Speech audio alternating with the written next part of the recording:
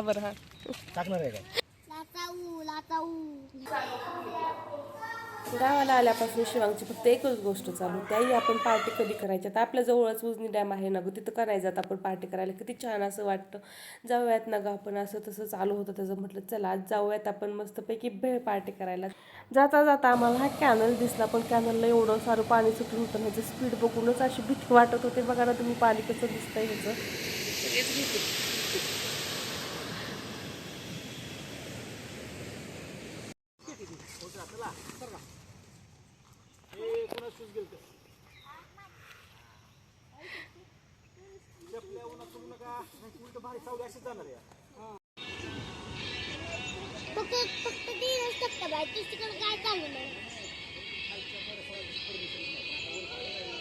आणि हे आहे आमच्या गावच्या जवळच असलेलं उजनी धरण, जिथे की आम्ही आता सध्या पार्टी करायला आलो आहे, म्हणजे आमची पिकनिक करायला आलो आहे.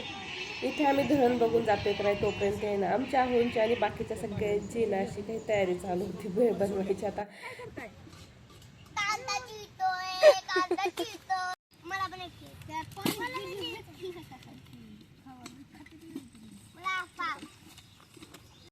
चला आज पिकनिकला आल्यावरती आम्हाला काही काम नव्हतं, कारण बाकीची सगळी जेवढी काही कामं असतील ना ही सगळी बॉईज लोक करणार होती. आंबा पार्टीचा पण काढते की सगळेच पार्टी आज. ही तर आंबा खरा आपल्याला खाण्यासारखा आहे. आंबा असा काढायचा आईला भेळ तर राहिली बाजूला, आंब्यावर दण खाल्ला आपण. आधी तर सगळं आधीला दुसरं काही नसलं. आंबा खाल्ला पाहिजे, कारण आंबा हा फळांचा राजा आहे. कुठे नाही जायचं? कुठे जायचंय?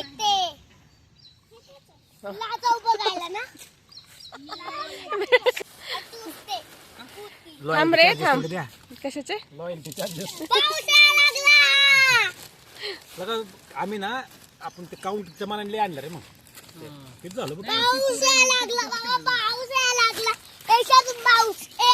खाली बस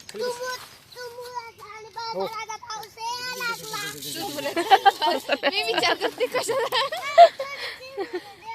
कशाला बाग चिरमुरे बघ. आता हात घाला मध्ये.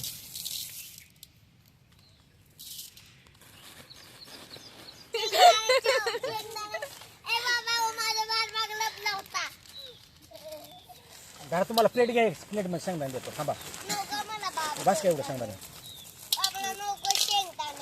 बस ज्यूस दे ना. ज्यूस कोणाला तिकट हाणला काय करू बाजूला करू. चटणी आणली आहे, चटणी टाकू परत. बसू दे पण. बोला बरं हा टाकणार आहे का? हे थांबते की ह्याला ह्यांची गाडी की. तुम्हाला तर तिकट करू का बघा.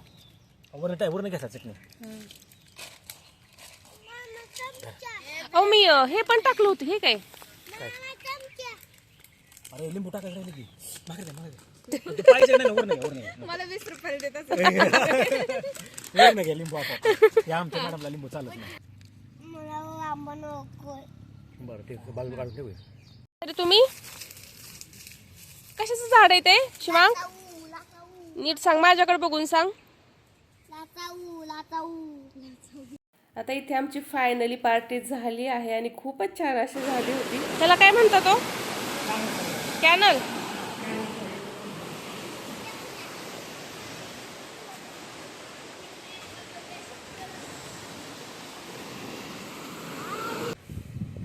एवढी हवा सुटते ना रोज आमच्याकडे अशी, आणि थोड्या वेळात पाऊस पण चालू होते. हवा शांत होती आणि पाऊस चालू होतो.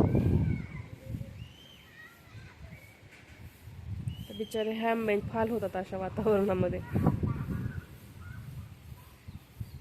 बरेच आंब्यांची नासाडी.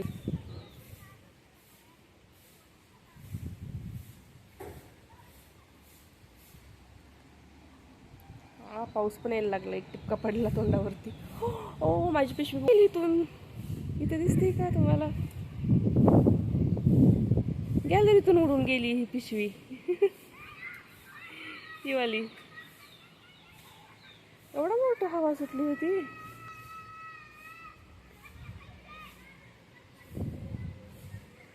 पेरूला पण एवढे सारे पेरू आलेत ना. पेरूची कळी. त्यासोबत जरा मोठे गस पण लागले असे पेरूचे. बघा खूप सारे पेरू लागलेत.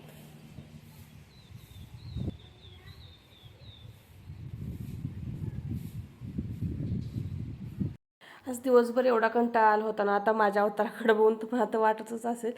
पण बाहेर जाताना भांडी लावली होती मशीनला, मग येईपर्यंत तर सगळी झालीच होती ऑलरेडी. मग ती व्यवस्थित सगळी रॅकला लावून घ्यायचं काम चालूच होतं माझं. आणि खरं सांगू का, ह्या मशीनमुळे ना, डिशवॉशरमुळं माझं खरंच खूप सारं काम हलकं झालं आहे. छान भांडी निघतात आणि चककतात तर एवढी ना, म्हणजे भांड्याला खूप छान अशी शाईन येते. आणि किती तेलकट वगैरे असली ना तरी पण व्यवस्थित निघून जातात. खरंच म्हणजे मी तर माझ्या बाबतीत तर ह्याच्यासाठी रिव्ह्यू चांगला आहे. आणि जरी कोणाला हे जे ना, मी कशी मशीन वापरते किंवा कसे आहेत ह्याचे रिव्ह्यूज वगैरे पाहिजे असतील ना, तर मला नक्की कमेंट करा. चला, डिशवॉशरने तर तिचं काम चांगलं केलंच आहे, कारण भांडी पण छान निघली आहेत. आणि आता मी गावाकडे आहे सध्या तरी. आता गावाकडे तुम्हाला कसे व्हिडिओ बघायला आवडतील ना, ते नक्की कमेंट करून सांगा. आणि माझ्या चॅनलला सबस्क्राईब करा. बाय.